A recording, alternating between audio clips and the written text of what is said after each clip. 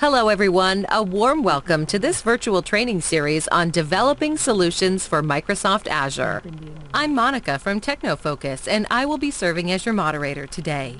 We're glad to have Tiago Costa with us, who will be presenting this series. He is a Microsoft certified trainer, a Microsoft MVP, and cloud architect and advisor. He is currently based in Portugal. Before we get started, let's have our housekeeping announcements for the day. If you happen to face any audio or video issues during this broadcast, please let us know through the Q&A panel. If you have any technical questions, please post your queries in the Q&A panel and we will do our best to respond to them in real time.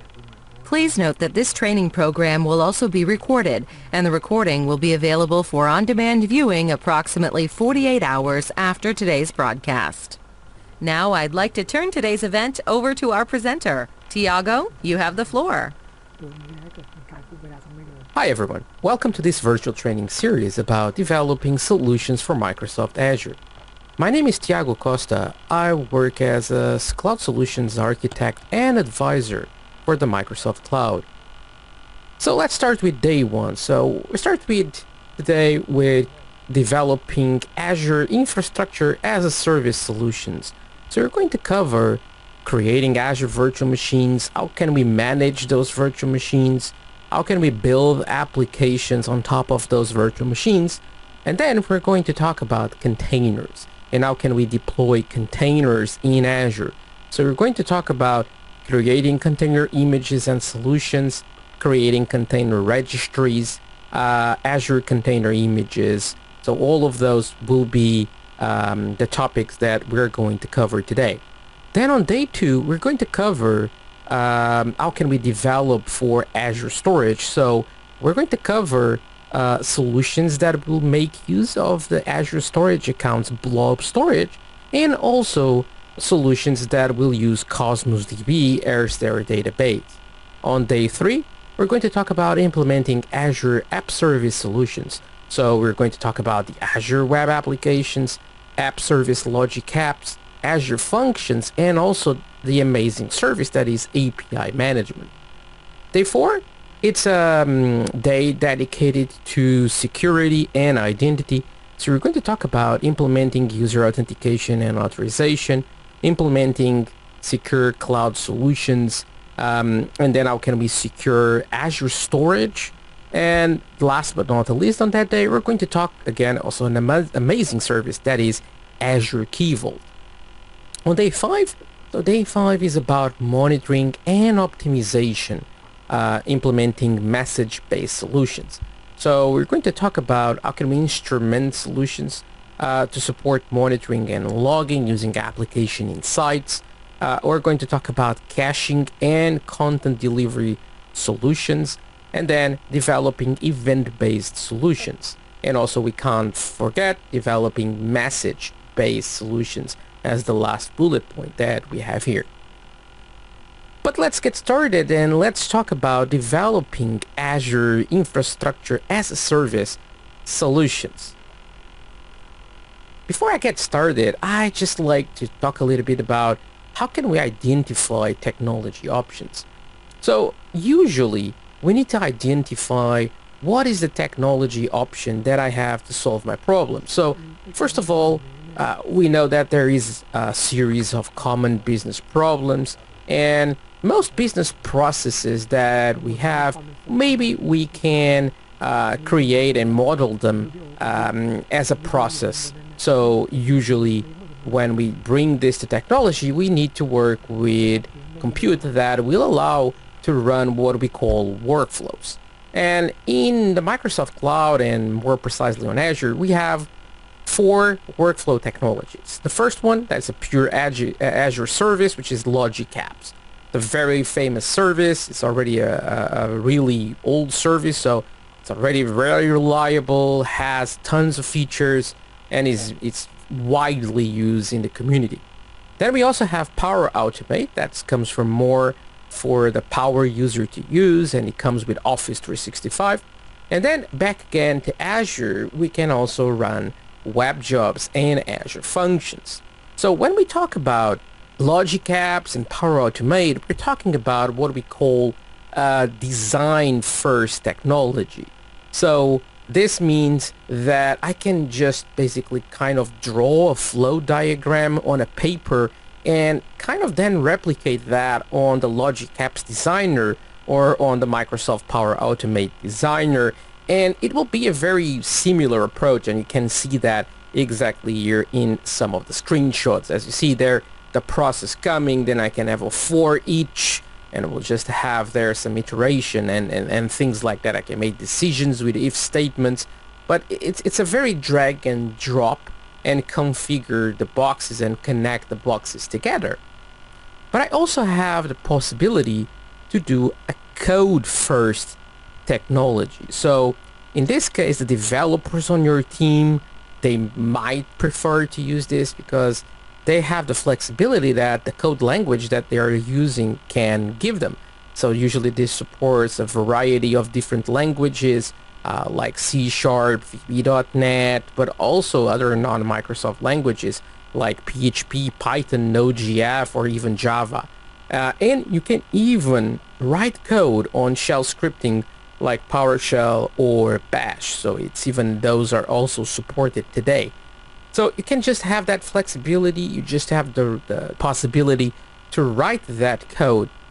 And then if you're talking about, like, for example, Azure functions, we can have triggers that will then run the code that your developers have wrote. But that's a great advantage that you have, because you don't have to trigger or write plumbing code to process the triggers. You kind of have stuff like an HTTP trigger that if you just hit that REST call, that REST endpoint, bam, your Azure function will just start. It's amazing. So what is Azure Compute? Because a lot of people just talk about, oh, Azure Compute, but what is really Azure Compute? So Azure Compute is an on-demand computing service to run cloud-based applications. It provides computing resources like multi-core CPUs, supercomputers like through virtual machines, through containers. But I can also process what we call serverless computing to run apps without requiring you to take care or set up an infrastructure. So I don't have any concept of virtual machines. I have an app and I just need to run my app. And so that's a great advantage. So serverless computing will fit perfectly on this. And there is still something in between there, which is the Azure App Service, where you still need to do some part of the infrastructure, but of course you're not going to deep dive like you do when we're talking about an Azure virtual machine, where I need to think about security. I need to think about patching my servers, doing and processing authorization and authentication. So all of that will come by default in the Azure App Service when it doesn't come on virtual machines. So let's talk about how can we implement infrastructure as a service solutions. So first, I like to talk about here what is the difference between public cloud, private cloud, and hybrid cloud. And even before we go deep into public, private, hybrid cloud, what is cloud computing? And I also like to give a good definition on this. So it's provision services and applications on demand over the internet. So that's the great definition that we can have, and a very simple definition for cloud computing. So I will have servers, I will have application data, and even other resources provided as a service. So I don't have to, buy servers, take the servers, put the servers in the rack, configure all of that, taking care of the network, taking care of the power, the cooling of my data center, then of course security of my data center, and not only the physical security but also logical security, network security. So all of that I need to take care, and look, many other things that we need to take care. But that's the big advantage, is that in cloud computing, and when we move to cloud computing, we don't need to take care of that, especially if you're talking about public clouds that are the most common way that we have for cloud computing. So usually when we are defining cloud computing, that's the way that we're talking about. So we have services that are offered through the public internet, and anyone can just go there, create, in case of Azure, just create a subscription, and then we can just get started, and we can just create virtual machines, app services, storage accounts, and start to push data and push workloads to the cloud.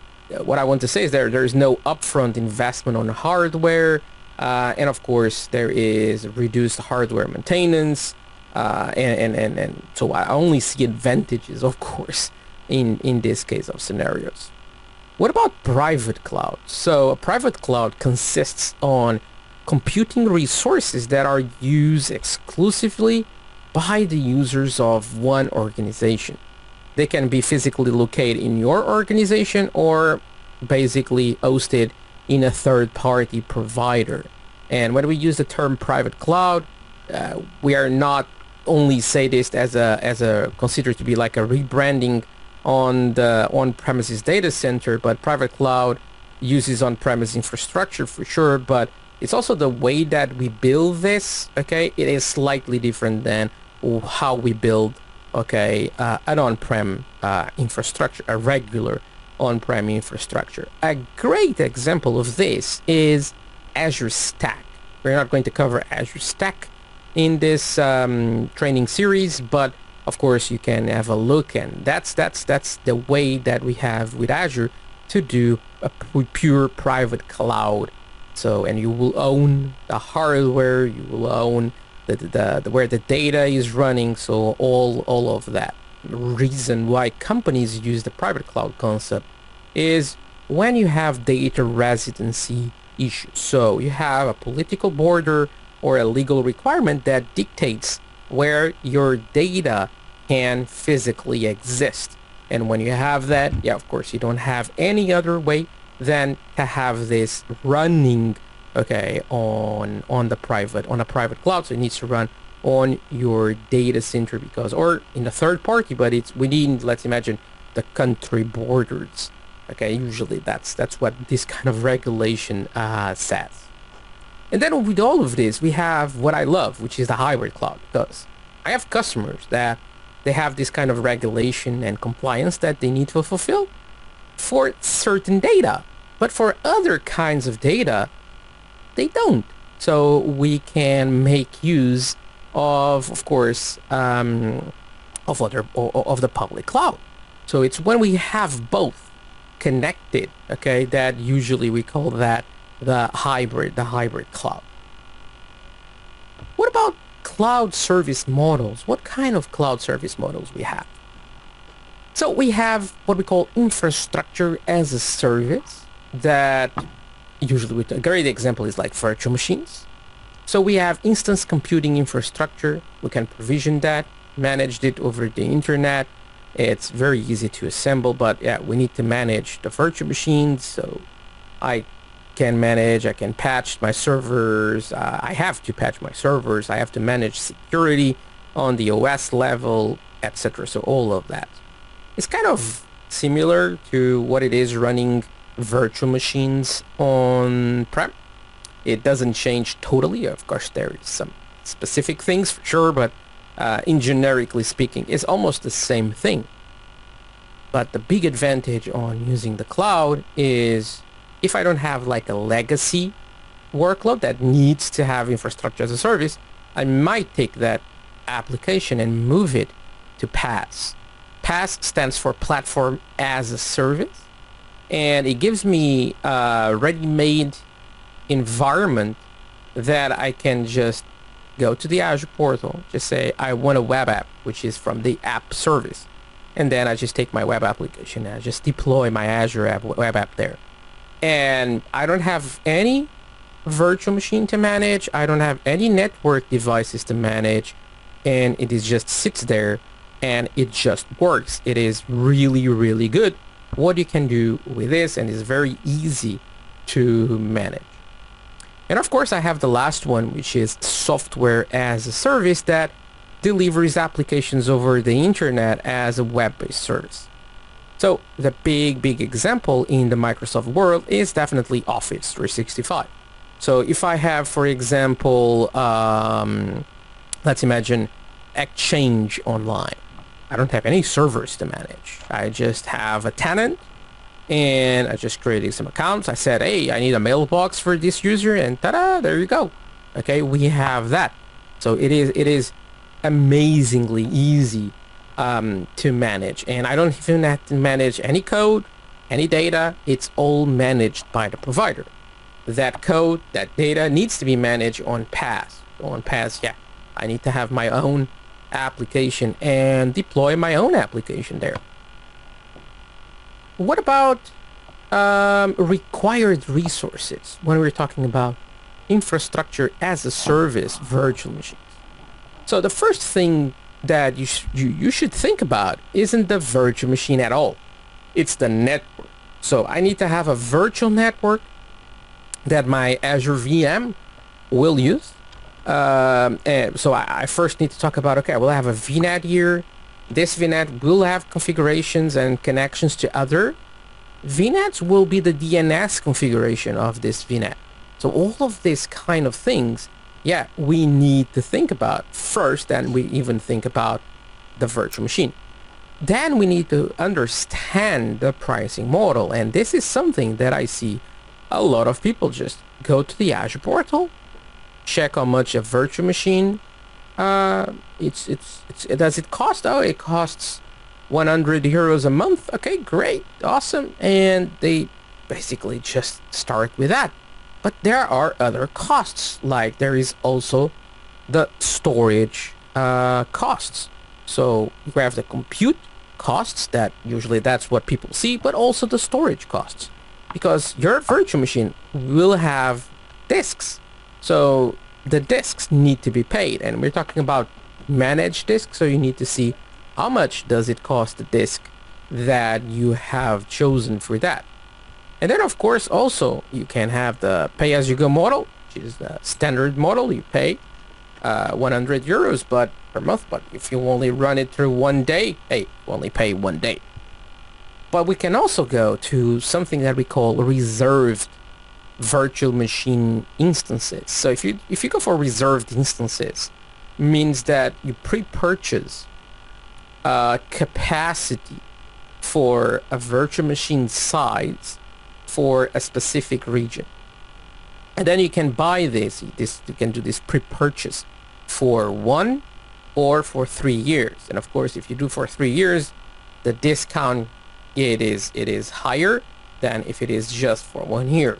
So I always like to say this: I just check what your discounts are, but in a general terms, we're talking about 1 year gives you like 34% discounts, and 3 years usually gives you like 50 something percent discount. But of course, this always varies by the type of customer that you are. But that's what you get. But of course, look, that's great reserved instances for those workloads that you know that, well, for sure, Iago, this will be here for 3 years. Absolutely, for sure. Every single day, I need this to be running, and it's not going to be something that I will have more capacity or less capacity. This is like the minimal capacity. So yeah, go for reserved instances. It's a very clever idea on how to save money. Also, you also need to think about what is the operating system that I'm going to use. And usually this is something that, yeah, people already know. Oh, I will go for Windows, or I go for Linux. Then of course we have a series of flavors of Linux, but yeah, usually this is something that people already know, the operating system. But still, I always like to refer that and talk about that. So we need to think about configuring our Azure virtual machine network settings. So we need to think about creating NSG rules on our network security group that will do and will allow or deny, of course, traffic in certain ports. So the example that I bring you here is, imagine that I have installed an FTP server inside the virtual machine. Doesn't matter if it's IaaS, if it is another FTP software. And now I have a public IP address attached directly to my virtual machine. and imagine that I want to open, right, that traffic. So I have to open port 20 and port 21, so for the active FTP support, and I have to create an inbound rule so that I will allow port 20 and port 21 to work with this. So I need to create a network security group, create that inbound rule that will allow traffic on port 2021, and then of course I need to associate that network security group to the NIC or to the subnet, one or the other. It can even be in both, but if you just do one network security group, just do it to one of those, that will be enough. So this is basically a thing that, yeah, we need to do this configuration. And of course we also need to do the configuration like in the virtual machine firewall, but here is the most important in terms of Azure to be done. By default, your VMs that you created as a new virtual machine, they will be locked, so they will not allow any communication on those ports unless of course you say so. So if you do this in the Azure portal, for example, there is even some common ports like RDP, HTTP, HTTPS, and SSH. Then by using a checkpoint, you can just select, yeah, I want to open this. In all means, what he's doing in the back is creating that inbound rule on an NSG that will be associated to the NIC. It's what the Azure portal is doing. But if you do like port 20 or 21, it's not on the common ports list, so you have to do it manually on the NSG. So let's do a demo, and let's create a new Windows virtual machine from the Azure portal, and then let's establish an RDP connection to that same virtual machine. So let's get started here and create an Azure virtual machine. So I'm in the Azure portal. I can just get started here on virtual machines and hit create if I want it, but I can also click on the burger menu and choose the virtual machine option. And in here on the top, I have the option to add a virtual machine. That's how I'm going to do it. I need to create here. I'm just going to create a new resource group. You could reuse an existing one. Because I didn't have any one that I have available here, I needed to create a new one. And I just need to type a name for my machine. And I'm just going to say AZ Videos VM. I need to choose what will be the region where I want to deploy this Azure virtual machine. I will just go for East US, but of course if you click here, you have a huge list of other regions that I could choose from. And I can also choose here some availability options, and of course what is the image that I want to do for this. So I'm just going for Windows Server 2019 because I want a Windows virtual machine, so that's the one that I'm going to choose. I also have the size option, and if you open this, you have some recommended sizes, etc. But you can also click see all the sizes, and if we zoom this, you see that I have almost 400 different sizes that are available for me to do this. So, oh wow, amazing, right? But I'm okay with this size. 2 cores, 8 gigs of RAM. It is more than enough. Then I have to put a username for my virtual machine. So I went with student and I just type it here, a password. And if you see now, so now I have an option to select inbound ports. So this is that option that I was telling you that by default in the Azure portal, I can just tweak this immediately. And if you see there, I could have chosen this for HTTP, HTTPS, SSH, or like in my case, and I'm going to leave this because I want to establish an RDP connection. So yeah, I want an inbound rule on 3389. Then if you go to the next tab, you see this is about disks. I'm choosing an operating system which is going to use premium SSD. I'm good with it. If I wanted, I could add some data disks into my virtual machine. In this case, I don't need it, so I'll just leave it as it is. I go for the next tab. The next tab, it's about networking. You see here, I'm going to create a virtual network called AZ Videos VNet. It will have a subnet called default. I'm creating a public IP address for this virtual machine. And of course, again, the inbound ports is also again in here. And I'm fine with this, so I'll just leave this as the default. I go to management. In management, you can activate boot diagnostics, OS diagnostics. I can create a system managed identity for this, and several other options, but I'm leaving it all as default. I can also go under advanced. So under advanced, you could just under extensions. Okay, so you could basically click here, select an extension like running a PowerShell script. That's called a script extension, and then you could just run that after the creation process of your virtual machine to install, configure your virtual machine in some way. So this is kind of stuff that we can do. I'm going to move to the tags. I could add some tags, some Azure tags to my virtual machine. And then I'm in the last bit, which is the review and create. Under the review and create, so the validation is going to pass. I'll just click create. And now I'm going to wait for my virtual machine to be created. Usually a virtual machine takes around 1 minute, 1 minute and a half the most to create a virtual machine nowadays. It used to take more. Microsoft is doing a huge effort on that. So let's just wait some time so that we can see our virtual machine created. There you go. So it is created. If I go to the resource, so you see this is my Azure virtual machine that I've just created. I can click connect, and I can choose an RDP because I have a public IP address. This will work. I download the RDP file. I will click open file, and there you go. Now you see I can connect, and when we connect, I can choose more choices.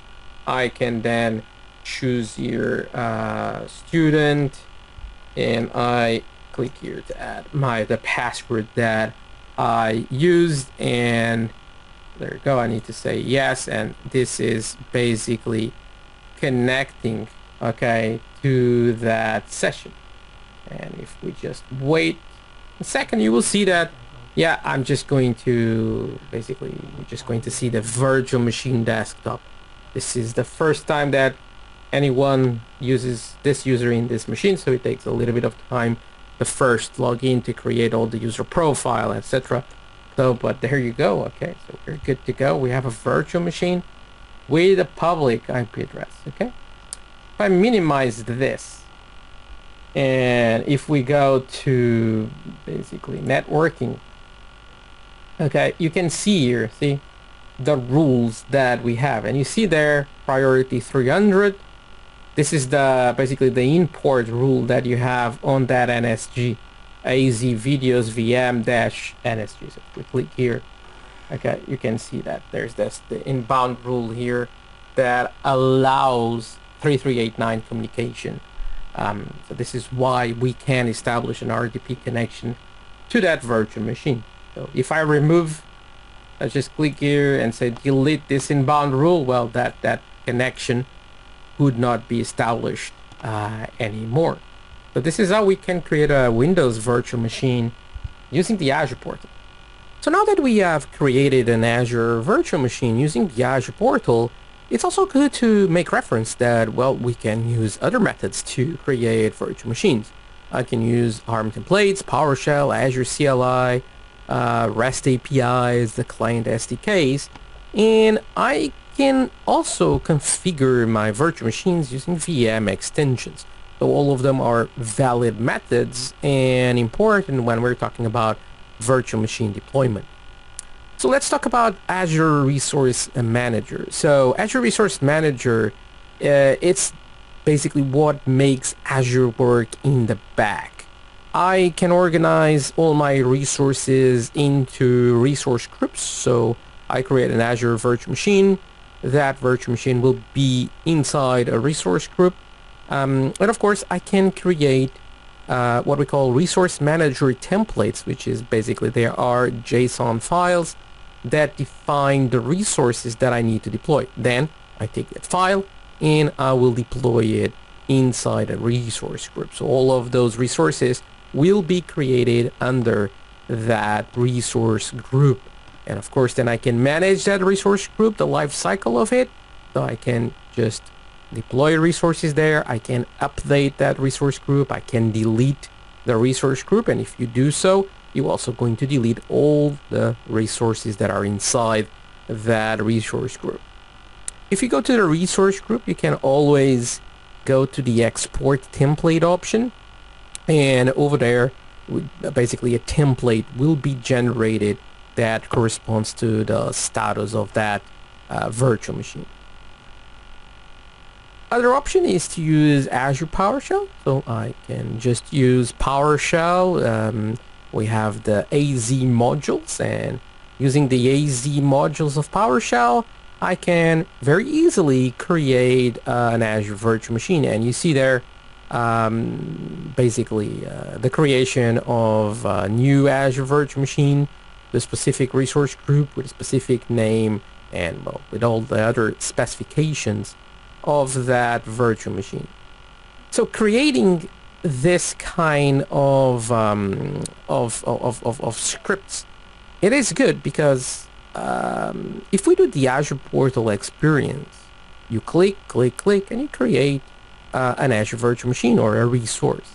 But if you use Azure PowerShell, then you can repeat the creation of that resource, that Azure virtual machine in specific, and then you can repeat it time and time after that your virtual machine will always be created with the same specifications in the same way. So that's a big advantage that we have. Other possibility is to use Azure CLI. So Azure CLI, it's a command line program that connects to Azure and executes administrative tasks there. It runs on Linux, runs on Mac OS, and also on Windows, and allows me as an administrator, a developer, to execute those commands from the terminal. So it's very easy to do that. And of course, yeah, I can create virtual machines. I can create all the other Azure resources. PowerShell, like we saw before, usually it's more used for people that have a Windows administrator background. When it comes to Azure CLI, usually it is used for people that come from a Linux background. So if you come from a Linux background, yeah, usually you're more engaged into that. But we also have REST API, and REST API, it's great because it provides developers with operations that are categorized by resource, and also gives you the ability to create managed virtual machines. So all the operations are exposed through the URIs of the corresponding HTTP methods: get, put, post, delete, patch, and they will all come with a corresponding message. So this has a great advantage that, of course, it is language agnostic. You can just write an application and whatever language, you can do a REST call, great, you can use this. Another option is to use the Azure Client SDKs.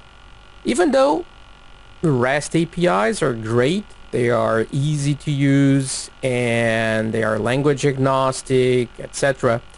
Sometimes it is just easier to use a client SDK because the client SDK will encapsulate that REST API, making it much easier for you as a developer to interact with Azure. And you see there two examples in C# and in Java that you see that first I'm just connecting, then I have just a text variable there with a name, and then I can just do azure.virtualmachines.define, and then you just define with certain specifications.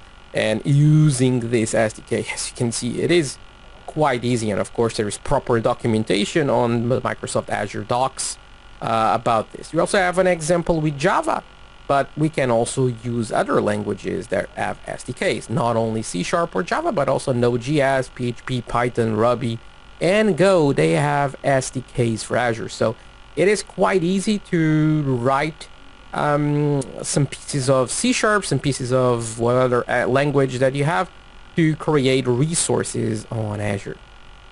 Then we also have another concept, which is Azure Virtual Machine extensions. So when you're creating a virtual machine, in the end of that virtual machine, I can say, well, I want you to execute this extension, and let's give a proper example of an extension, the script extension. The script extension can run a piece of PowerShell. So you can run that piece of PowerShell after, okay, you create your virtual machine. A great example will be, imagine it's a Windows virtual machine, and then that extension will install IaaS, and it will deploy a web application into your Azure virtual machine. So this is something that, yeah, definitely you can do with this.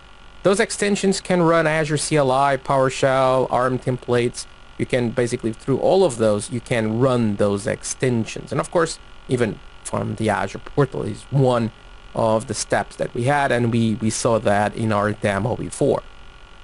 We also have the Azure Automation Service. So the Azure Automation Service is it's a service that we have on Azure that allows me to basically do process automation, configuration management, and update management. So process automation, let's assume I have a virtual machine monitored for a specific error event. Then I can take action to fix that problem. So I will have an alert that can later on just respond, and the response will be a run workbook, and that workbook could be a piece of PowerShell. That way you have that on your Azure Automation account. I can also do configuration management, so you can use what we call PowerShell DSC, so desired state configuration, and have the Azure Automation account serving as a pool server. So from time to time he goes and he checks all the nodes that he has configured to see if that DSC package it is still valid for those virtual machines. You can also do update management with this, which is a mix of configuration management with update management. So it's around updates, checks the status of your virtual machines, if they need update or not, and if they do, they will schedule the installation of those updates, etc.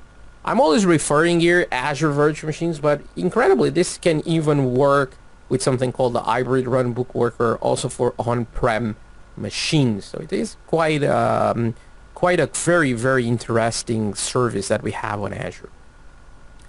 What about managing virtual machine availability? So as you know, there is always different sets of availability depending on how we deploy our workloads. And of course, we always want to have the highest SLA possible, the highest availability of our workloads. But should I just create a VM and I have that highest one? Well, of course not. So we need still to configure certain things in order to achieve the highest SLA.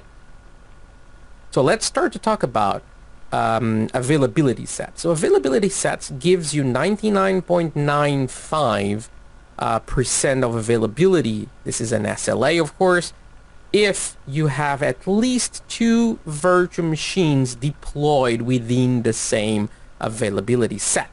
So that's basically what we get. And when we create an availability set, we have 2 concepts: fault domain and an update domain. Let's start with fault domains. What is a fault domain? A fault domain, it's a logical group of hardware in Azure that they share power and network. So if, for example, one of those racks fails, well, all the machines that you have there, all the virtual machines inside that rack, they will probably fail. So when we deploy 2 virtual machines, we want to make sure that one machine goes to one fault domain and the other machine goes to a different fault domain. So that, like I said before, in case of the first fault domain fails, well, we still have the other one available to process and to run your workload. The other concept that we have here is the update domain. So Microsoft, from time to time, they need to go to a physical host and update the virtualization layer of that physical host, some firmware updates, you name it. There are several things that they need to do that sometimes those updates require a restart from that machine. So when they do, of course, all the virtual machines inside that physical host, well, they're not going to be accessible during the restart. This is where update domains like the previous ones, they are pretty important, because I will spread my virtual machines through different update domains. So if Microsoft is updating one of them, they promise that they are not going to do updates in a different update domain. So they're only going to affect restarts in one update domain at a time. So again, this way, we still have a machine somewhere in a different update domain that will still survive to this, and we are more than good with this. Another concept that we also need to ensure that we get is Azure Site Recovery. And so what is Azure Site Recovery? So with Azure Site Recovery, I can replicate workloads from a primary site to a secondary site. And this is great for availability, because imagine that I have one Azure region that for, well, some strange reason we had a problem that affects all the region. Everything is down. You don't have access to anything on that region. Well, if you don't use something like this that will replicate your virtual machines to a different location, so a different region, well, you just don't have a workload until Microsoft solves that problem. And of course, usually Microsoft, it's pretty fast to respond to this. It is pretty fast to, to do all those changes, but it can take, in a very serious case, a few hours, and maybe you cannot survive to that, or you do not want to have such a big timeout on your workloads. So of course, yeah, this is great, because it will allow you to have that replication of your environment, that it's always being replicated. So every time that you change something, it will also do the changes on the secondary site. And then you can do a failover to the secondary site if, of course, you need to do so. So it is a great part, and a key part even to your organizational business continuity and disaster recovery strategy. So using Azure Site Recovery, it is a must. We can also think about backing up your virtual machines, and for this, we use Azure Backup. Azure Backup is what we call backup as a service. So if we're talking about cloud native workloads like virtual machines, Azure storage accounts, and SAP, SQL, so we don't need, okay, to basically run infrastructure to take care of the backup. So we can just say, hey, I want to back up this, then everything goes to a recovery services vault, and it just stays there, and that's it. It's just a configuration that we need to do on the Azure portal, or again through PowerShell, Azure CLI, etc. And we have a series of advantages in using Azure Backups, the native experience. Unlimited scaling. We have multiple storage options. You can do local, redundant, geo-redundant storage, things like this.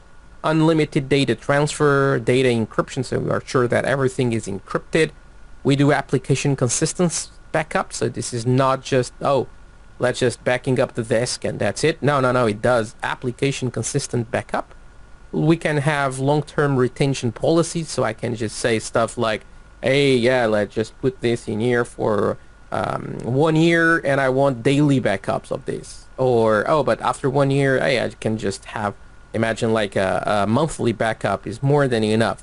So we can build this policy, and then, well, Azure Backup will just take care of all of that, so we don't need to care about any of that.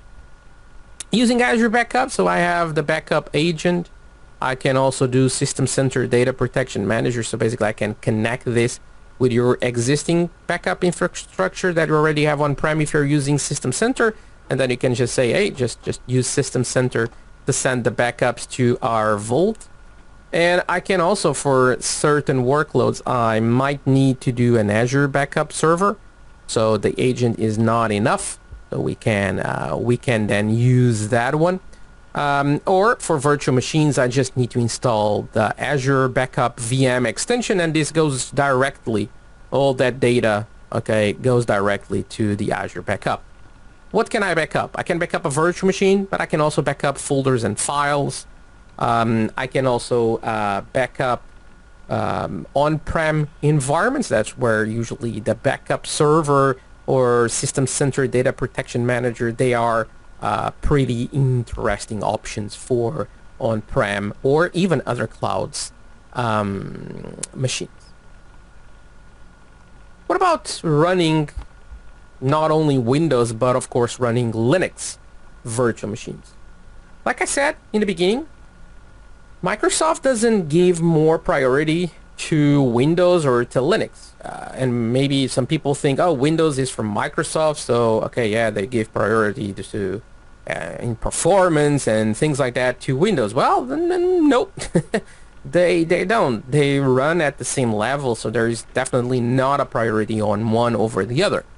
So yeah, we can run Azure virtual machines that will run Linux. We have all the flexibility, all the availability, scalability like we have with Windows virtual machines.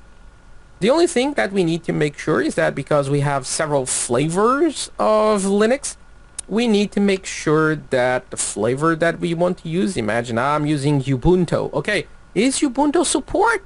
Oh, let's see, Red Hat, CentOS, Ubuntu. Oh yeah, there you go. It is supported. And now, like Windows, we have different versions of the operating system, and of course not all of them are supported. So you need to see here that if the version that you want to use, if that version is supported or not. And here you can see that Ubuntu, for example, is supported since 12.04. So 12.04 or newer versions, all of them are supported. And you have the same thing for Oracle Linux, Debian, CoreOS, OpenSUSE, SUSE. So, and you have the corresponding versions over there. What about considerations when we create a Linux virtual machine? Well, it is kind of the same consideration as a Windows virtual machine, of course. So we need to look at this and we need to see, okay, what kind of name am I going to give to this? What's the size of the virtual machine? Am I having enough cores available in that region in my subscription to create that virtual machine? So quotas, it's also important. And of course, what is the Linux image that I want to deploy? Oh, it's Ubuntu, but what version? Oh, 20.04 LTS. Oh, okay, so let's go for that one. Making sure that it's available in the region that you want, with the size that you want, and of course, all the networking, storage, like that we already covered for Windows. It is incredibly just the same thing. There's not that many differences that we have in here. Okay, so now let's create an Azure virtual machine. So if I just go to virtual machines, I can then click here, add a virtual machine. And now on the virtual machine UI, I can, let's just say, create here a resource group for our virtual machine. And then I'll just give you a proper name for my virtual machine, like for example, Linux, okay, the demo X. I need to choose in what region I want to deploy my virtual machine, and then of course what is the availability option, and I can just choose, well, no redundancy required, or I can choose between availability zones and availability sets. So to start, availability zones, it is not available in all the Azure regions. only a selected subset of regions have availability zones, because availability zones, you have always 3 zones, and each zone is one or more data centers, corresponds to one or more data centers. And what happens is that each zone is totally independent from the others in terms of power, networking, and cooling. So when I deploy this virtual machine, I could choose availability zones, and now I can choose if I want to deploy this to zone 1, 2, or 3. And of course, if I choose zone 1, then I deploy this virtual machine. When I deploy a second virtual machine for the same workload, imagine this is a web server and this will be instance 1, then I will deploy a second instance for the same workload. Well, I should choose a different availability zone, and this way, if there is a failure in one of the zones where I have virtual machines, it will not affect the other instance. So this automatically will increase your availability. And of course, all this is backed by a SLA of 99.99%, so quite high. I can also choose availability sets, and availability sets, it is available in all the Azure regions.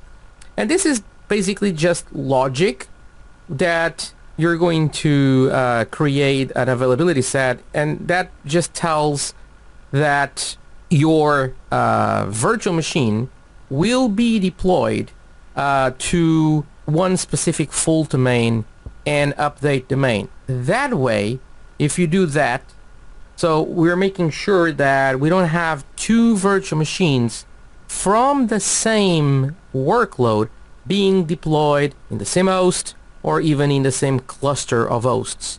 And then again, well, this is the idea, is to protect basically what we have, our workloads, because if our workload is we have the 2 virtual machines of the same workload in the same cluster, so what's going to happen is that if there's an issue with that cluster, well, we just lose all our instances, and we really don't want that, correct? So we want to be able, if there's a problem, well, at least we have another virtual machine that will still survive.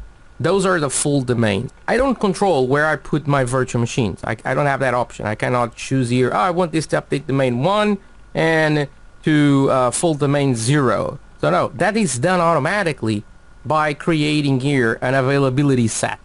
So on the availability set, I click create new, okay, and now you see here, I just need to just give a name to this, and then I have the option to choose how many full domains I want this to have. In this case, let's imagine I go for 3, and update domains. Update domains, we can go up to 20, okay? But let's just say I stay in the in 5. It's enough for my workload.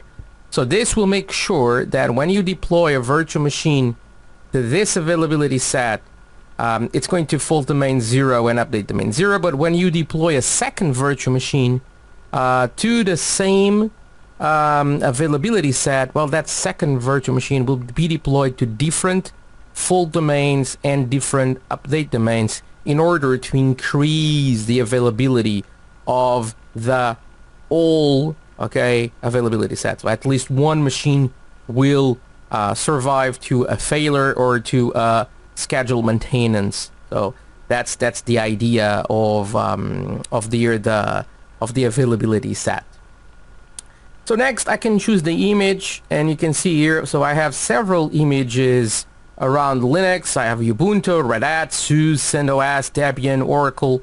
So I would go for Ubuntu, and you even have more. If you click select all the images, you can even choose more. Then I have here the size, so this will be the size, like 2 CPUs and 8 gigs of RAM. Well, it is okay for this demonstration.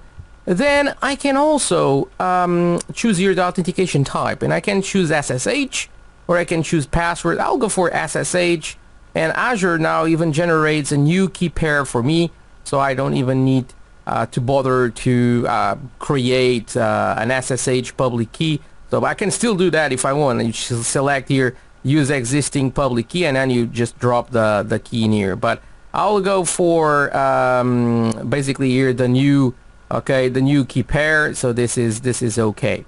Then I can just say, hey, let me just open SSH port 22 so that I can connect. You should be careful with this. You should use other technologies like Azure Bastion, for example, for this. But this is just a demo, so I will accept that. Then next, it's disks. So on disks, you select the operating system disk. I can attach data disks if I want it. I'm okay with this configuration, so I'm just going for next. The next one is the networking tab. So on the networking tab, I can select the virtual network where I want to deploy this, and in here, I'm just saying, yeah, let's just create a new. I don't have a virtual network in this subscription, so I will need to create one. The subnet, same thing. I'll just create a subnet called default. Again, all of this you could have created before, and you could add it and add other values in here. And also my public IP address, and of course the selected inbound ports like we saw before.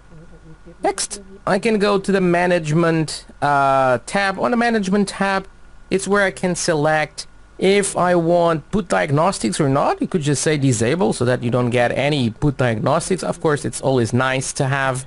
So I'll just say enable. And when we enable, you have two options. I can create my own storage account, and then I can control where they are, how they are, and I can just see them in the storage account. So I need to manage all of this, or I can just choose the default option now, which is even the recommended one, which is, well, let's just take care of that. Azure will take care of that for you. So I don't care where this is going to be hosted. It's going to be hosted somewhere, but I still have access to the virtual machine, so that's what matters. And I don't need to create a storage account for boot diagnostics that when you just have one VM, okay, it can create a storage account and you can manage it. But when you have thousands of virtual machines, that starts to be crowded. And managing all of that starts to be like a person's job already. So yeah, we can just choose this one. It will basically be managed by Azure. Then I also have here enable operating system guest diagnostics. I could just also connect this, and this will just basically all the guest diagnostics will be stored in this storage account. I can also assign a managed identity, so this will create a system assigned managed identity for my virtual machine. I don't want this one. I also don't want this. And you can even log in also with Azure Active Directory credentials. So this is currently on preview. So this could be also an option to log in to your virtual machine. And the last two, I can enable auto shutdowns. I can just say, hey, shut down at 7 p.m. for example, and yeah, that will be okay. I don't want that. I want this to be turned on all the time. And I can also select your enable backup, so I can just create recovery services vault, okay, and enable backup at the creation of the virtual machine. So I don't even need to do this later if that's something that I want to do. I will not do that. So I will just go with the default option in here.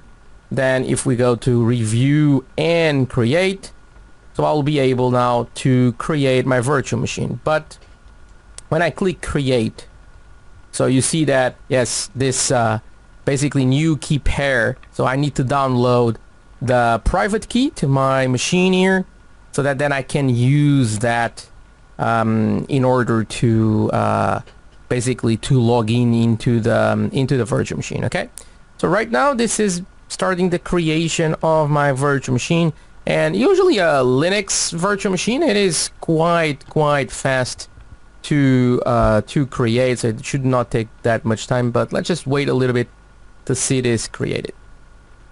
So there you go. So now if I just click go to resource, there you go. This is basically our virtual machine. It's here and it is up and running.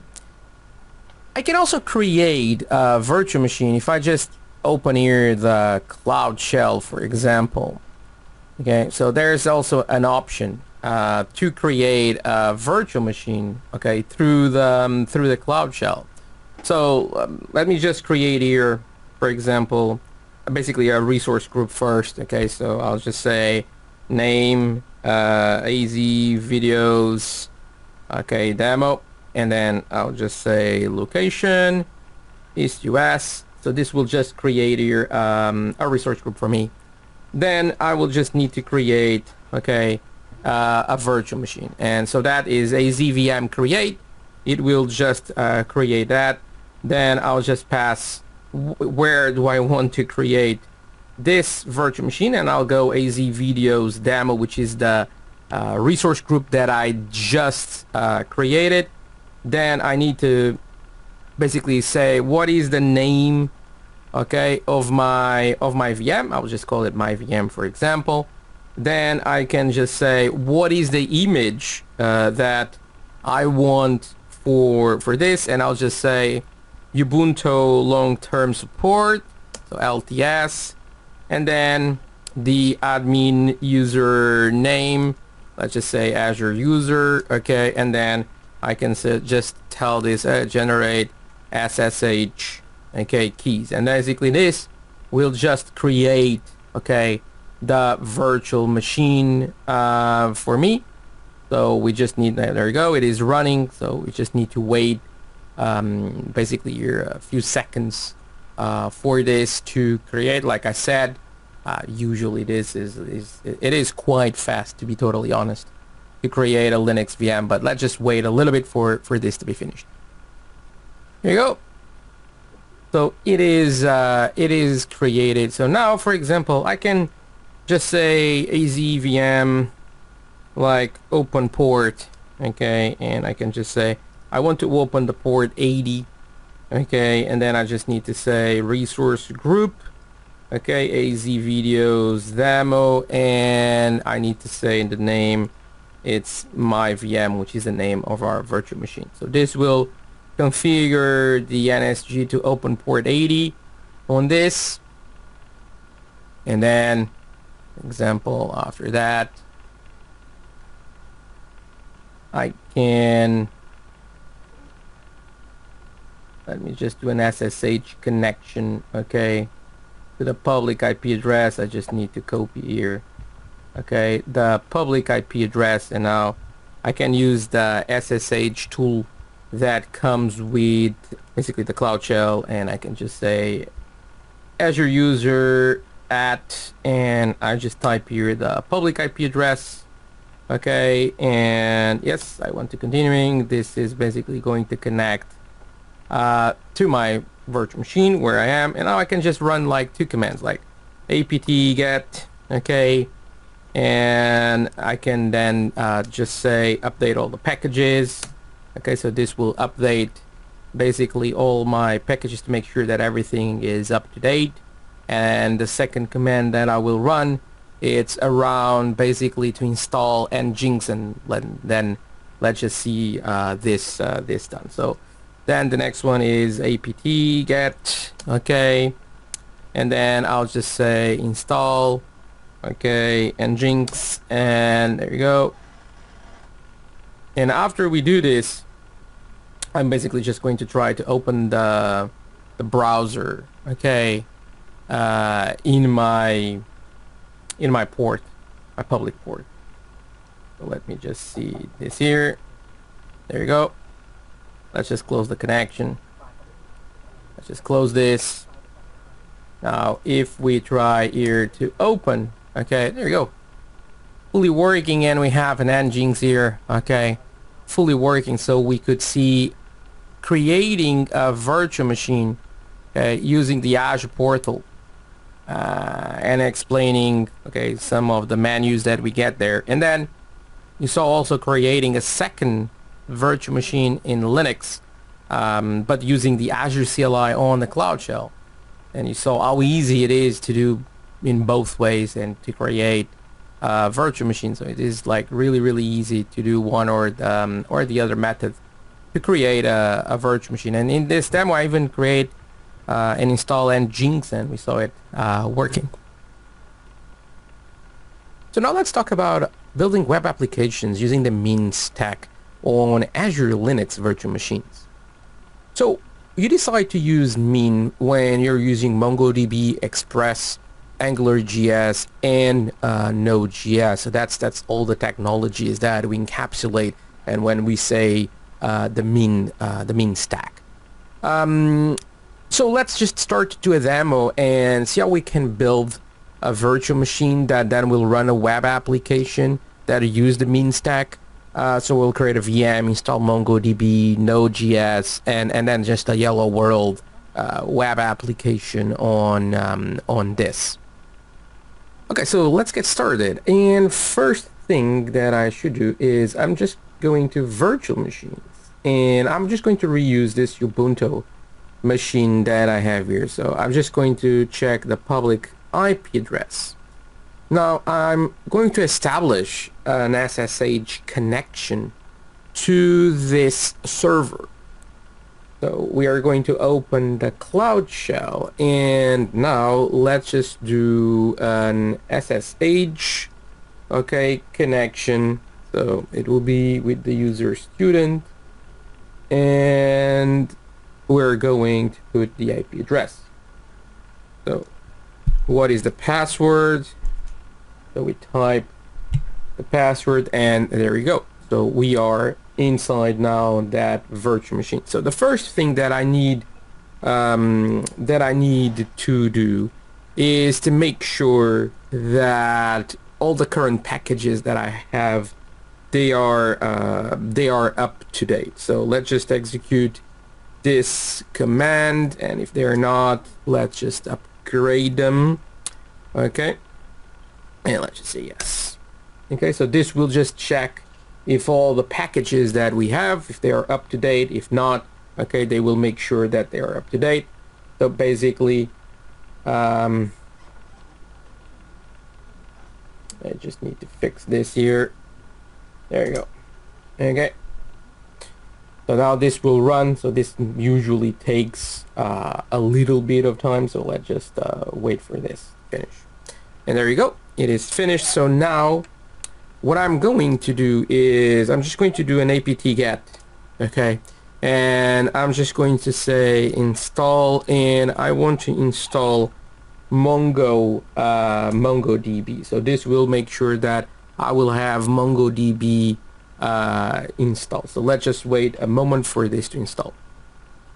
There you go. So the next step is to confirm if the service is really running or not. So I'm just going to use the system CTL and ask for the status of MongoDB. Let's just check if MongoDB it is running or not. So MongoDB dash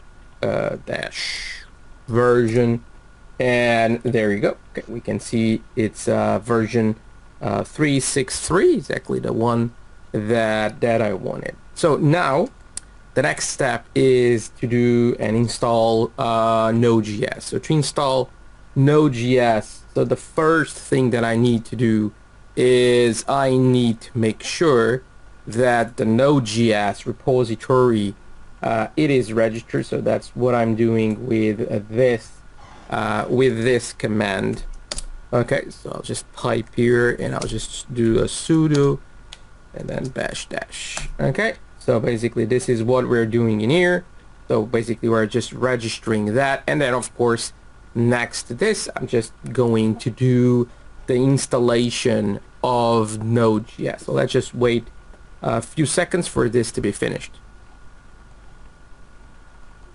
So there you go, it is done. So now it's time to basically just run here an ATP install, and I think it's Node.js. Let's see this. Yeah, it is. So this will install now Node.js. So let's just wait a few seconds also for this to finish.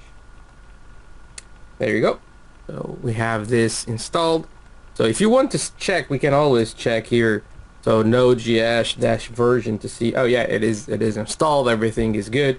So right now we already have MongoDB and Node.js installed on this virtual machine. So next step, it will be creating an application that then we can deploy to this. So for that, I'm just going to exit to the Cloud Shell again, and now I'm going to show you the web application that I already have created in here, and then we're going to upload this to the virtual machine.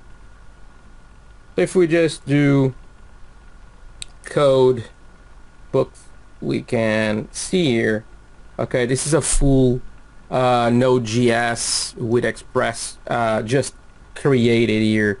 So we have here a model, some routes. We have some UI here on the index to add some books. We have the script here in JavaScript, and we have the packages and all the servers, basically the server code here already running. So this is the app. So let's just close this. We don't need to see this here. So now what I want to do is I'm going to use the SCP tool, and what I'm going to do is I'm just basically going to upload this application to the virtual machine. So let's just do that, and we need to do this, and then /books, then it will be student at, then we need the IP address of our virtual machine that we have it in here. Okay, so let's just use that IP address in here, and then I want to drop there basically all my folder, that is the books folder. Okay, so let's just do that, and it'll be books. That's the folder that I want to create there. There you go.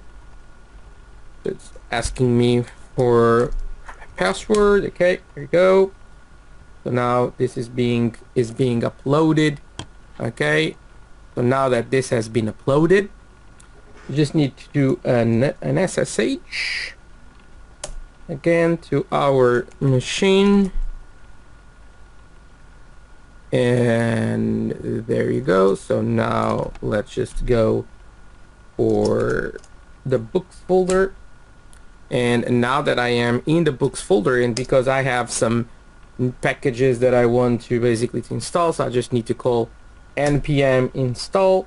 This will basically just download all the packages that I needed, and well, just right now I just need to test my application. To do that, I just need to do sudo node and then server.js. So this will just start our Node.js application, and of course now if we just copy this bit in here and we open here another tab, we can just see if we have any response on that IP address. If we just wait a second there, you will see our UI on that IP address. And there you go. Okay, so now I can just type here a name, an author, some number of pages, and I can just add this. Okay, and this is just going to be added here. Okay, has new records in my web application. So this is basically just a small demo on how we can build basically a virtual machine, configure a development stack there, and just deploy an application in no time. So Azure Resource Manager is the interface for managing and organizing cloud resources. Think of Resource Manager as a way to deploy cloud resources. So if you're familiar with Azure Resource Groups, you know that they enable you to treat sets of related resources as a single unit. Resource Manager is what organizes that resource groups and lets you deploy, lets you manage, delete all of those resources together in just one action. Okay, so that's basically what we have. But what about Azure Resource Manager templates? So with templates, I can precisely define all the resources that I want Resource Manager to deploy. A template is a JSON file that makes a declarative way of just say to Azure Resource Manager, hey, this is the set of services that I want to use. So let's just create some resources from those services, and let's deploy all of this to one resource group, or even to several resource groups. So this is what we can do with Resource Manager and of course with Azure Resource Manager templates. What about the benefits? What kind of benefits do I have, Tiago? Because look, yeah, I can definitely deploy things with a PowerShell script or with a Bash script. So the advantage that we have with templates is that, of course, the improvement that I will have in consistency.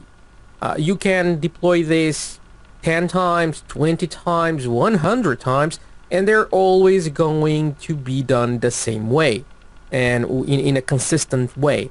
That also, basically, templates will reduce manual error-prone tasks because, well, this is always going to be deployed in the same way. Also, they help express complex deployments because sometimes we have deployments that they can deploy 200, 300 different resources, and of course, with templates, it is much easier. And then, of course, the template as code, which is not a new thing in the house, for sure not. It's already something that it is very established in some companies, and if you treat your infrastructure as code, then that can be shared, can be tested, can be versioned, then you can match the version of the infrastructure with a version of your code, see where problems are coming from and things like that. And also templates are linkable, so that means that I can deploy a small template or I can deploy one large template. But large templates, they can be pretty hard to manage over time because they are just too big, and when you need to change something, you might take a little bit of time to find the way where you can add that and all of that. So if I can create smaller templates and then link them in some way, yeah, that will be great. And that's what we can also do here with Resource Manager templates. How do I get started? I hear this question a lot of times, and yeah, getting started with Azure templates, they are in the beginning, let's face it, they are not straightforward. For sure, they're not. So a lot of people ask me, hey, but how can I get started to build something? Well, I can always go to the documentation and get started with some basic ones, but there is an amazing resource, which is an Azure Quick Start template repository on GitHub that has hundreds of different templates already made.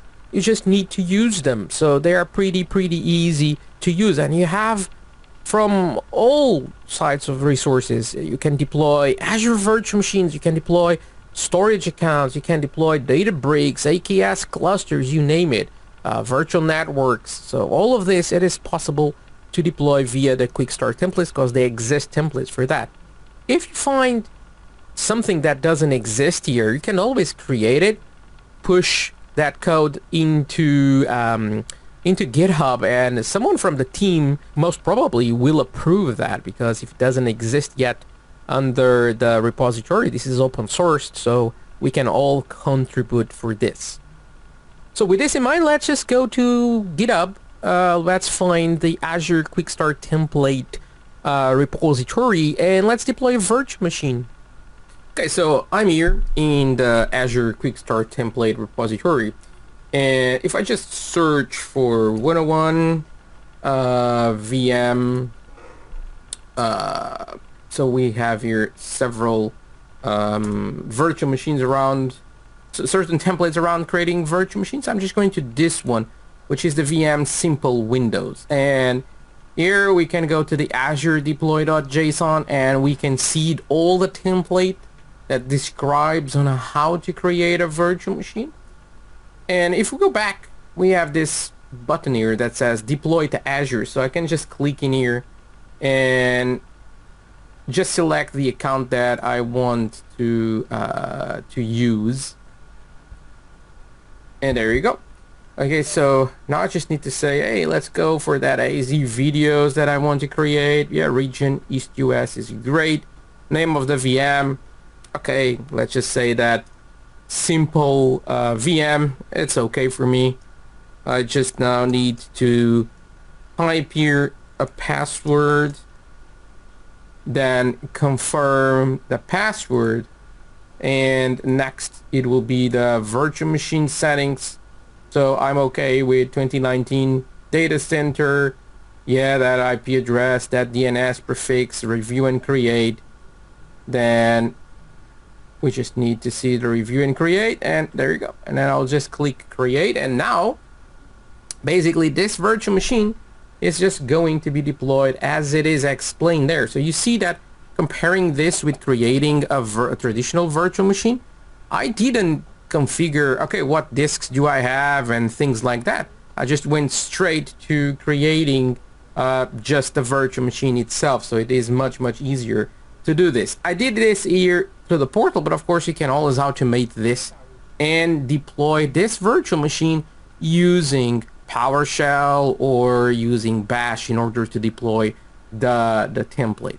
So basically this is how we can deploy a resource using an ARM template. So now that we saw how we can add and deploy a virtual machine using an ARM template, let's see how we can add more resources to that template. And if we want to extend the deployment of the virtual machine, one of the possibilities is to use the custom script extension, and this way run, for example, a PowerShell script after the creation of the virtual machine. And that PowerShell script will run inside the virtual machine. It will be a post-deployment task. So that custom script extension is very easy to use. You will just download and run your script inside your Azure virtual machine. So with this, we can do things like, for example, deploy the virtual machine, and after the deployment of the virtual machine, I can install, let's imagine, a web server inside my Windows virtual machine, like, for example, IaaS, and then, of course, deploy a web application, open port 80 or 443 in the Windows firewall. So this kind of things that we can do and we have to do inside the virtual machine. So let's do a demo and let's see how we can extend the quick start template to deploy a web server and a small web application. Okay, so just let's get started here, and I already have here a template that is already fully created.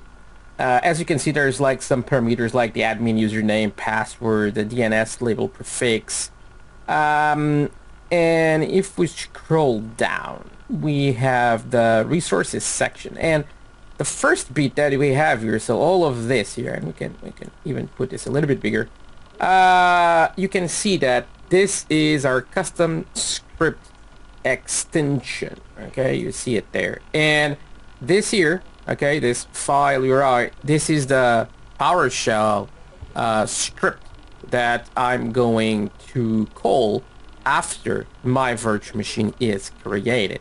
So this is what this custom extension thing does in here. Also, another important bit that I have here is this bit here, that I'm just creating DNS basically rule, so an NHS rule, so that it will open port 80. So I'm allowing, okay, as you can see here, port 80 to be open on this virtual machine. Okay, so without any delays, let's just go here. I already have this in here, and this command basically is the AZ deployment group create.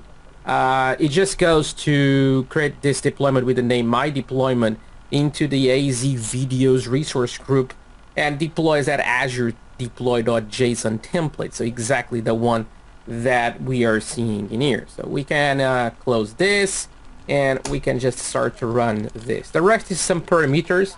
I need a username, I need a password, and I need a DNS label prefix. So now this is running, so let's just wait for this to run and see how we can access this IaaS virtual machine. Let's just give it a moment.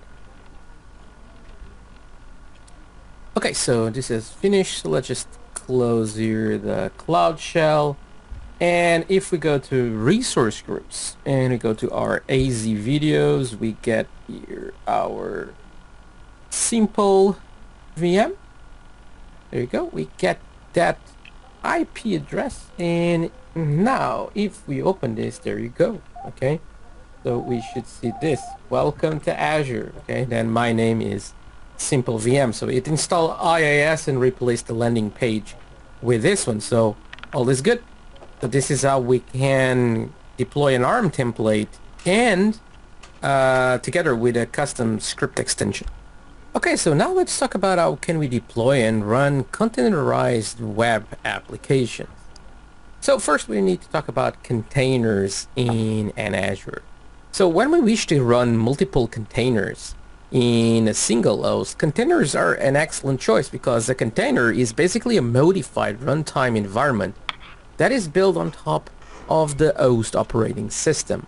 And that is what is going to execute your application. So that's pretty cool what we can do with this.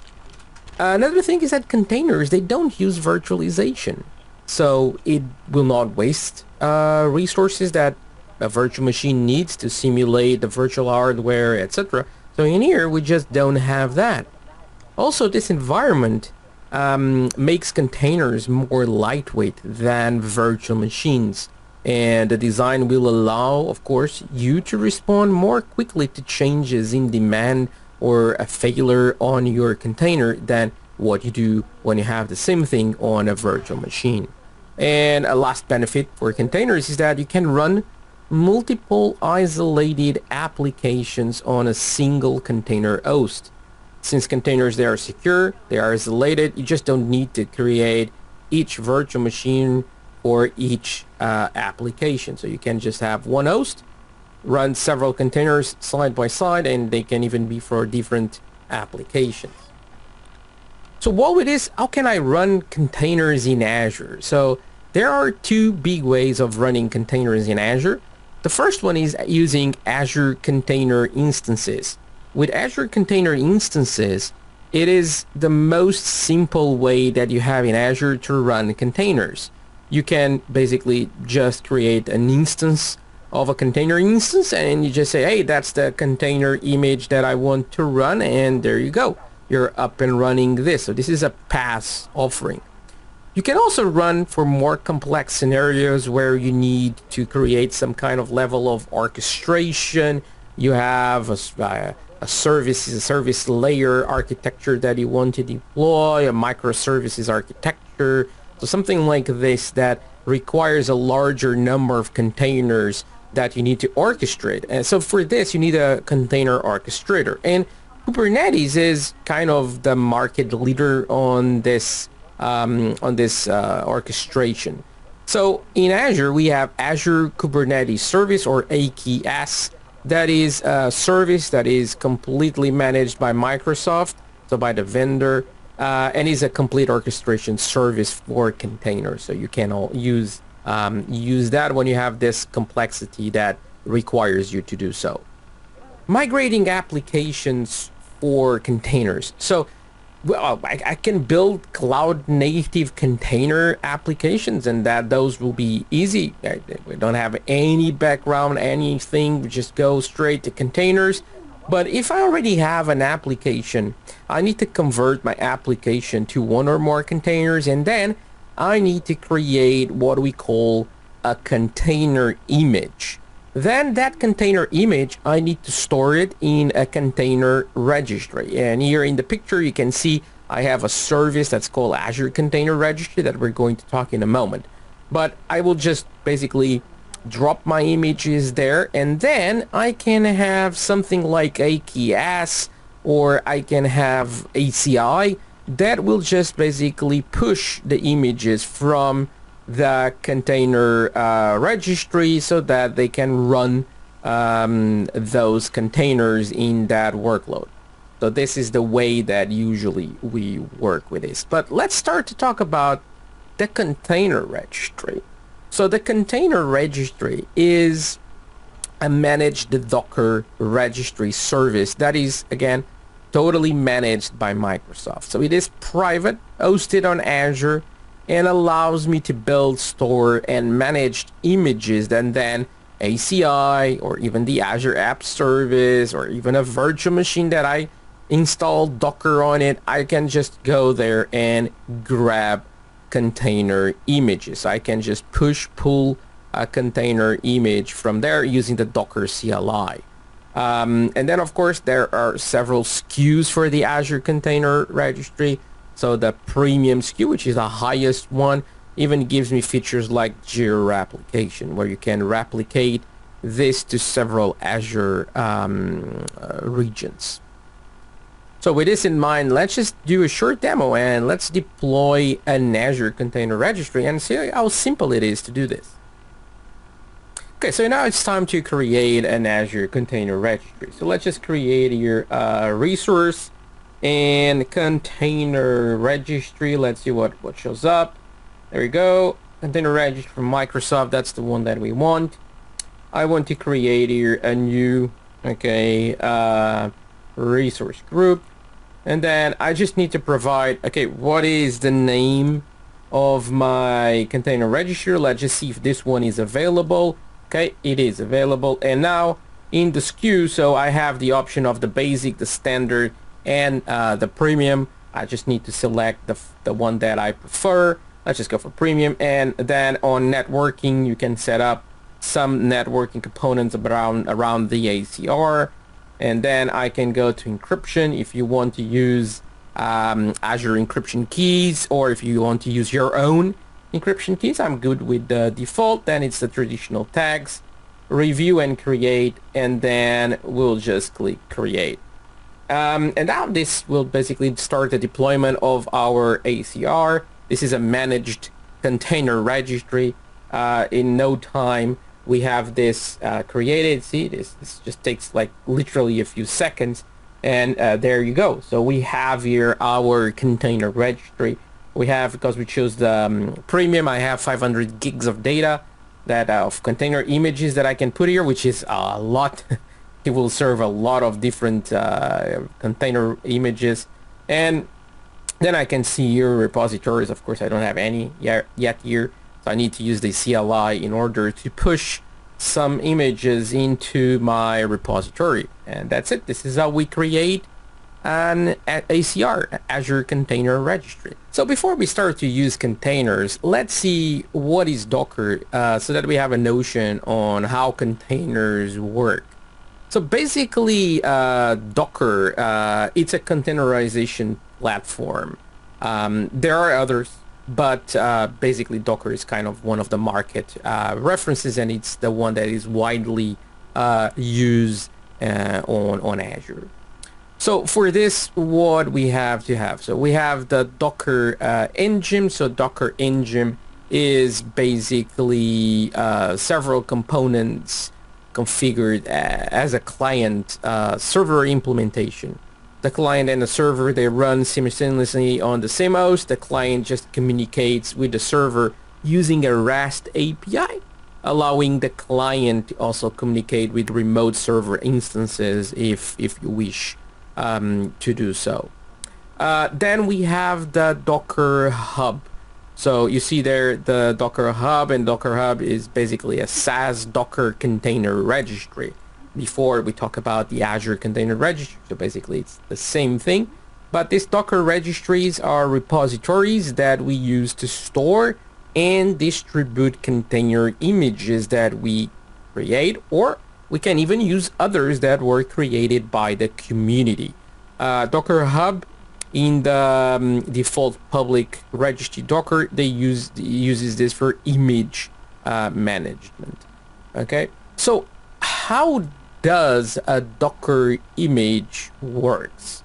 So we have software packaged into a container. This doesn't include just your application. It also includes your application, but also includes a container image that is the host, partially part of the host, and the container operating system.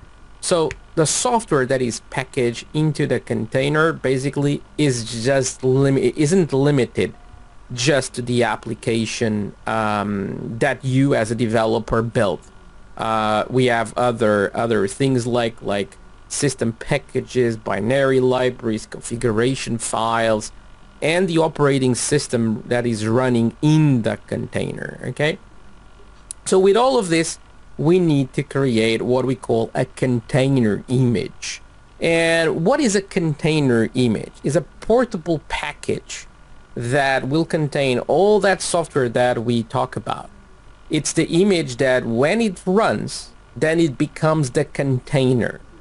So the container is an in-memory instance of an image, and a container image is immutable. Once I've built the image can't be changed. The only way to change an image is, well, create a new image and replace the old image with a new image.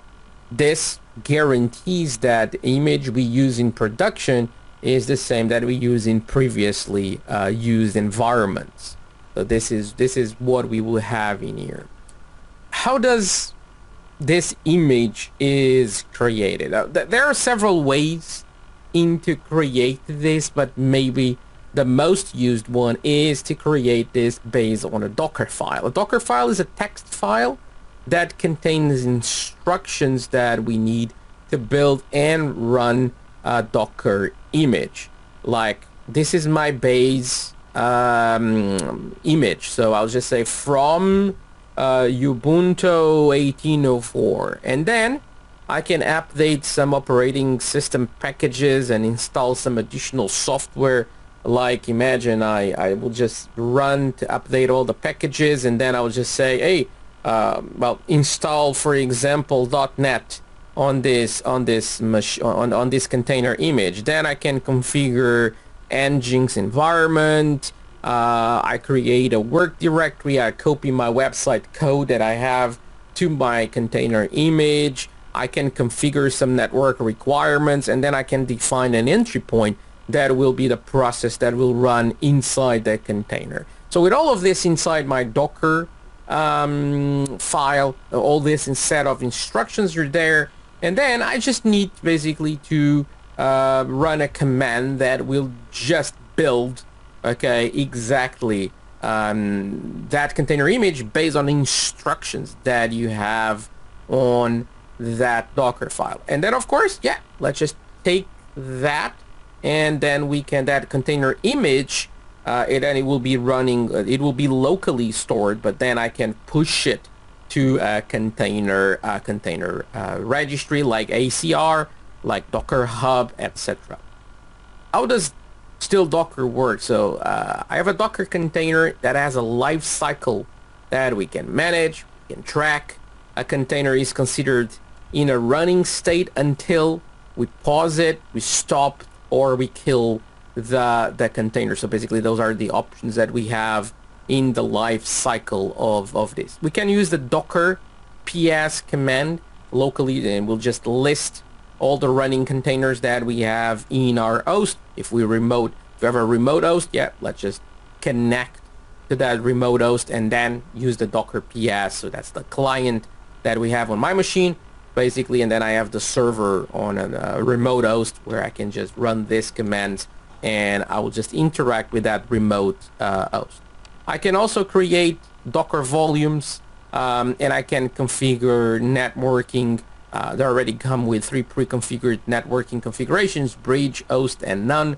So all of this is options that we have basically in Docker. So, but better yet than just being here explaining, let's just build an image, okay, and let's just store that image in the Azure Container Registry, okay, and then let's just basically create and deploy a web app based on that Docker image. Okay, so now let's build a Docker image and upload this to Azure Container Registry. So I already basically did a clone here from an example that you can find under the Microsoft Learn, and then I just opened the folder. So if you just do code dot, and you can see what I have in this folder. So you can see, okay, this is my solution file. I have my Docker file here where I'm just saying from that base image, and then I build basically the application, and I just say, okay, this here will be the samples web.dll will be my starting point of my application. And if you see here, okay, that's basically a web application, nothing fancy to tell about that. It's a standard HTML ASP.NET web application. So now what I need to do is I can just use bash and the ACR command to build, okay, this into basically into a container image and then upload this to my registry. So this time I'm just going to say ACR build, and then I'll just put registry. And now,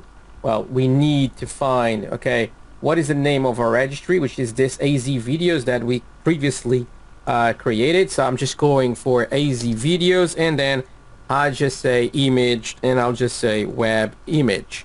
So, and if we do this, okay, so now this container will be built, it will be created an image, and then it will upload that, will be pushed, okay, to our ACR. So let's just wait here. So it's verifying. So, and it's pulling that .NET 2.1 based image. So this is the Docker file being run. So now it is creating the image container, and in no time, okay, we're going to have this fully created and on the cloud. So let's just wait a little bit and see this in action.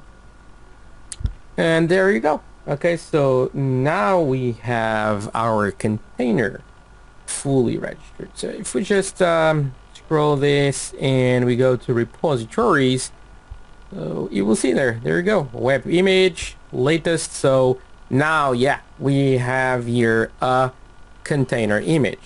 So now it's time that under settings, okay, to enable, okay, the admin user. So now that we have done this, I can go to create a resource, and I'll just say I want to create a web app.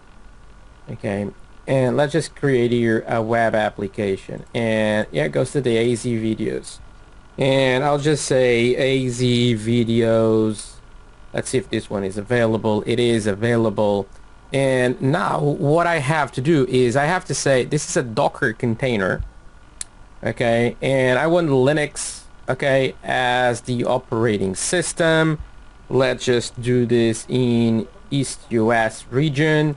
Okay, and yeah, that's great. And now under Docker, okay, I go for single container, but here in the image source I can say Azure container registry, and now there you go. If you had more, all your registries will basically be shown in here. And I only have this image, so but again, if you had more, they will show there. Okay, then you can go to monitor. In my case, I don't want any application inside. Let's just go to review and create, and let's just click create. So now I'm creating a web application, okay, based on the container image that I just created. So now let's just wait a few seconds for this to finish, and then let's test our application and see how if it works. So there you go. So if we go to our resource now, and if we browse this one, there you go. See, fully working, and this is our application that we have in our container. So this is how we can build, store images in Azure Container Registry, and then how can we create a web application very easily from that container image. Azure Container Instances, it is probably the most easier way that we have on Azure in order to create and run a container. So we have amazing features that we have with container instances. This is a PaaS service, so we don't need to run and manage any virtual machines or any other kind of service. What are the benefits? So I have huge benefits in running this on a container instance instead of like having a VM and then having to manage that virtual machine. I get fast startup times. I can launch containers literally in seconds. I can also do per second billing, so I will just incur the cost while the container is running. If you stop your container for some reason, well, you're not going to pay for that. I also have hypervisor level security, so I can isolate your applications completely as it will be in a virtual machine. I get custom sizes, so I can basically select here like, oh, I want 4 cores and 1 gig of RAM, or I want 16 gigs of RAM and just 1 CPU core. You can even add GPUs to the mix. So all of this is super flexible, so you can build your own size for this depending on how your workload is. So an example, if your workload is very, very demanding on CPU, but it's not that demanding when it comes to memory, you can choose a size that has a lot of CPU use, but not that many gigs of RAM. Persistent storage. I can mount Azure file shares directly to the container and then, of course, retrieve persist state on that Azure file share. And of course, this comes with support for Linux and Windows. So both Windows or Linux containers can run with this. And another one that's not in here is the network isolation that you can also get with this. I can install my Azure container instance and get a private endpoint because I just chose to create my container instance and host that in a private virtual network. So let's do a demo and let's run some Azure container instances. So it's time to create here an Azure container instance. As usual, let's click create a resource and let's just start to type container instances. Then we go for container instances from Microsoft, press create, and I'm just going to say on that resource group, so the traditional subscription resource group. And now I need to select here, okay, what is the container name? I'll just go for, let's just write AZ videos. And in this case, I'm just going to say that East US, it is the region where I want to create my container. And now I have the option to select where my container image it is currently hosted. So in my case, I want to use the container registry that we just created. So that image that we created with the ASP.NET web application. And then, well, it just defaults to all of the web image and latest because it's the only image that I have there and it's the only tag that I have for this. Then I will choose, it's going to be a Linux because it already detects that that's a Linux container, so it doesn't allow you to choose between Linux and Windows because it needs to be a Linux.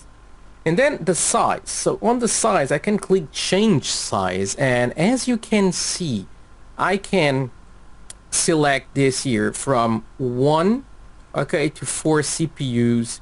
Memory, I can go up to 16, and I can even select here if I want GPUs or not for this. So let's just choose here, I want 2 CPUs, I want 4 gigs of RAM, and I can even select here, let's imagine I want a V100 and I want like 4 of those. Because I selected GPUs, you see that this even increased the numbers, here a little bit more, so this is the stuff that I can do with this. I don't want any GPU, well, this kind of resource just doesn't require GPUs, but GPUs are great, especially when you have, imagine like a machine learning scenario where, they will run way better on a GPU hardware than on a CPU. So in this case, I will just press OK, that's done, and I can go to networking. So in this case, in terms of networking, I will just say public, and I can just say here like, azvideos.eastus.azurecontainer.io. So that's going to be our DNS name label for our container. But I could also select here one of the other options, like for example, private. And if when you choose private, you can say, hey, host this in that VNet. So this can be like totally private. So you don't have any public endpoint to access your container. So only through a private network is that you can access this. And then sometimes some companies, well, they require to have workloads defined like that. Then we have advanced that we're going to see later on. Then we have tags. And then I have the review and create. And of course, if I'm all good with this, I will just click create. And now our container is being deployed. So now this takes just like a minute to deploy. So let's just wait and see the result. There you go. It is done. So let's just go to the resource. So there you go. You have this in here. So we have our fully qualified name. And if we open this, you will see, there you go, our web application here live and ready for us to use. This is how easy it is.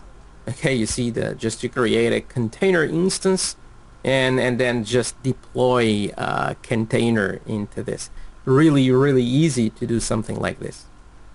As you had the opportunity to see in my demos, creating a container instance, it's quite easy, and it makes it a great fit for executing run once tasks like image rendering, building, testing applications, and then we just need to be careful is with the configurable restart policy that I can have set up in my container instances, because we have three options, and because container instances, they are built by the second, I want to be charged just for the compute resources that I really am needing and the ones that I really need to execute. So what are the container restart policies that I have? I have the default one, which is always. So in this case, containers in the container group, they are always restarted. This policy makes sense for long-running tasks like a web server. And like I said, this is the default setting. Then I have the never. So in this one, I think it's obvious by the name, the containers here in the container group are never restart. The containers run only one time and then that's it. There's no more running on containers on that one. There are some use cases that, yeah, that's exactly what we want. Then we also have the on failure, that in this case, containers in the container group, they are restarted only when the process executed in the container fails. Basically when it terminates with a non-zero exit code. Then the containers are run at least once. Okay, this policy works well for containers that have short-lived tasks. But let's just see, okay, in this demo, where can I set up this? Okay, and how can I set up this? So let's just do that. Okay, so now we're going to create here another container instance. So same thing, so I just need to search here for container instances. Let's just click create, and I will just select here the same resource group. I'll just basically say AZ videos 2. I'll just go for the container registry. I go to my container registry, same image container that we previously selected. Then under networking, I could also configure networking in here like I did before, but then under the advanced tab, it's in here that I have the restart policy. Okay, so it's here under the restart policy that I can click here, and you see I can do on failure, always, or never. So you can select the one that will best serve your needs. And I can just say, for example, for this, hey, just like always restart this, and then you basically just create your container instance as the other one. Okay, basically with no difference whatsoever.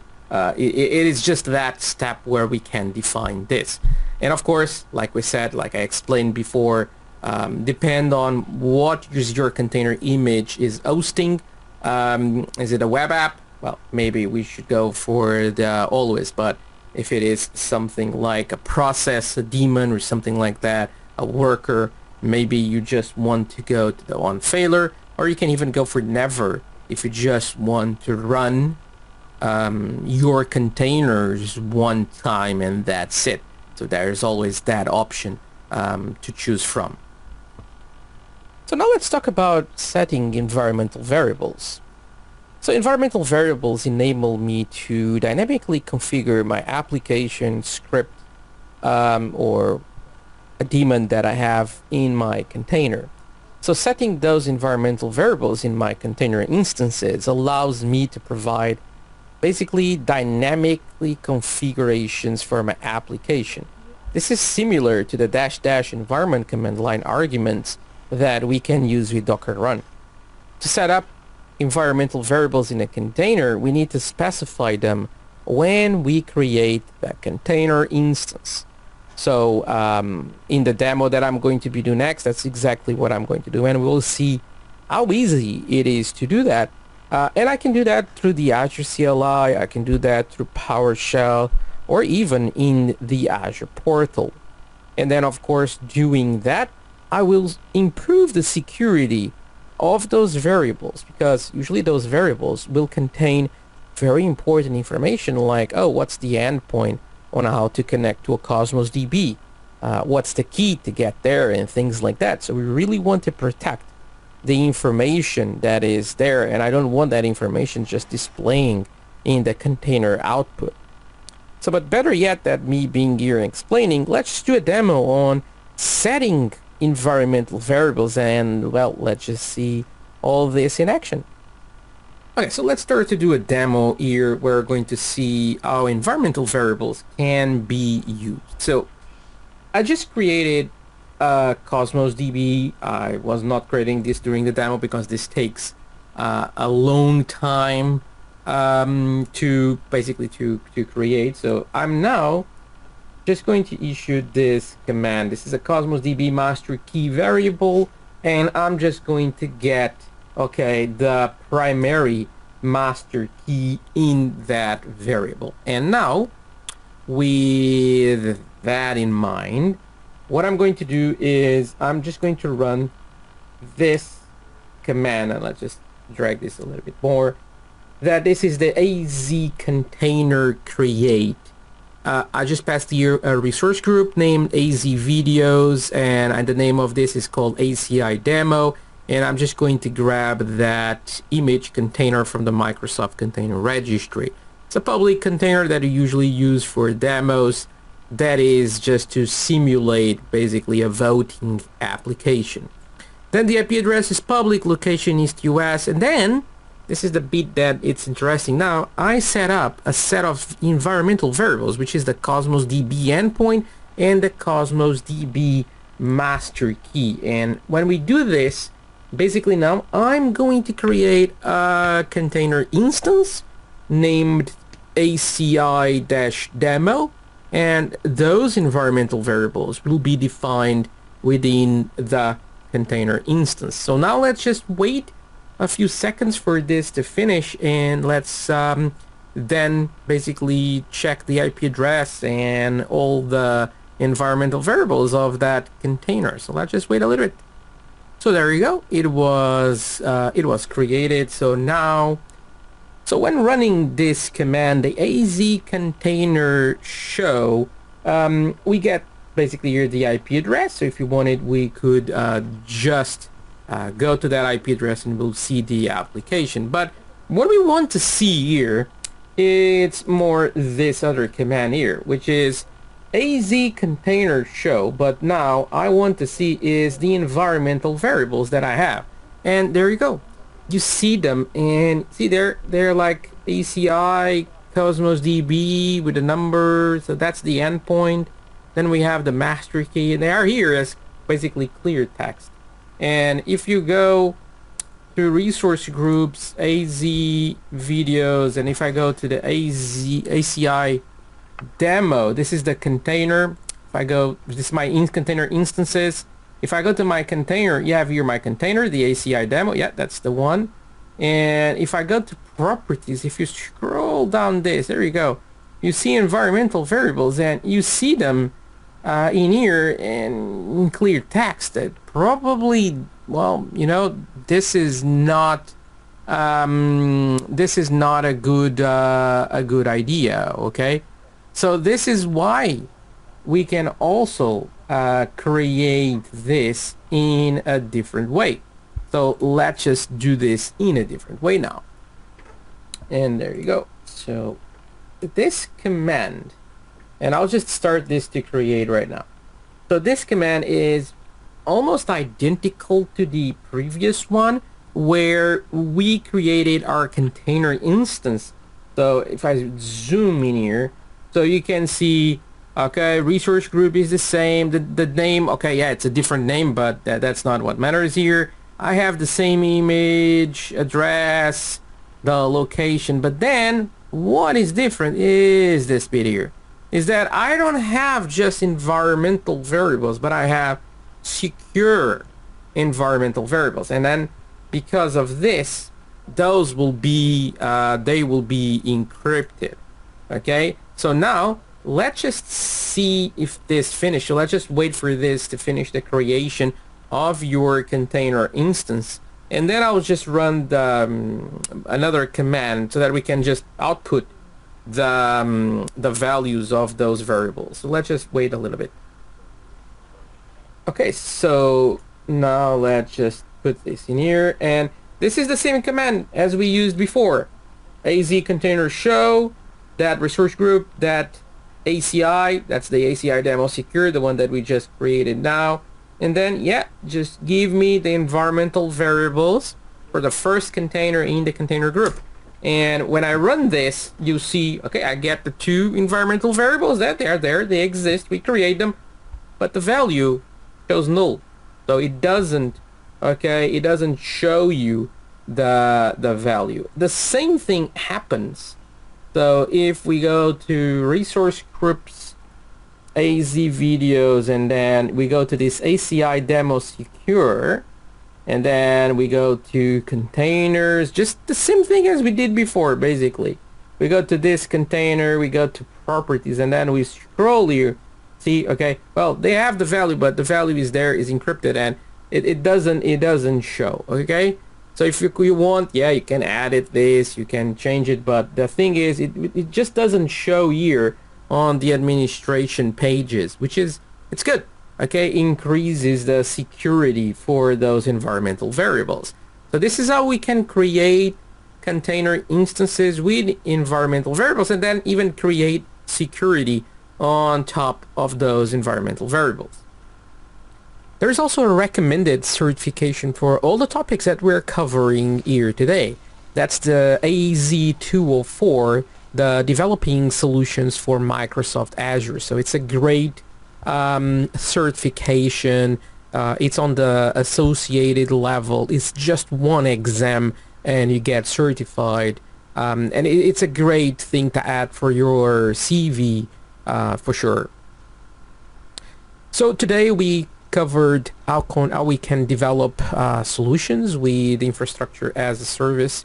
Tomorrow it will be a day dedicated on developing for Azure storage. So I'm sure everyone is excited for day 2 of our virtual training series. You can also find amazing resources on Microsoft Learn so that you continue your learning journey around how to develop solutions with Microsoft Azure. So if you go to aka.ms/learn, you will find several self-paced learning resources over there, like the ones that you can see in here on the screen. So I hope to see you all tomorrow. Thank you for sharing your knowledge with us today. I hope our participants will really benefit from it. Also, as an additional resource, let me remind you that this series on developing solutions for Microsoft Azure will also be available for you to watch on demand at aka.ms/mpn/VTS. You can also download the list of upcoming VTSs and register for those in advance. So thank you all for being here with us today. We'll see you again tomorrow. Have a great day. Bye.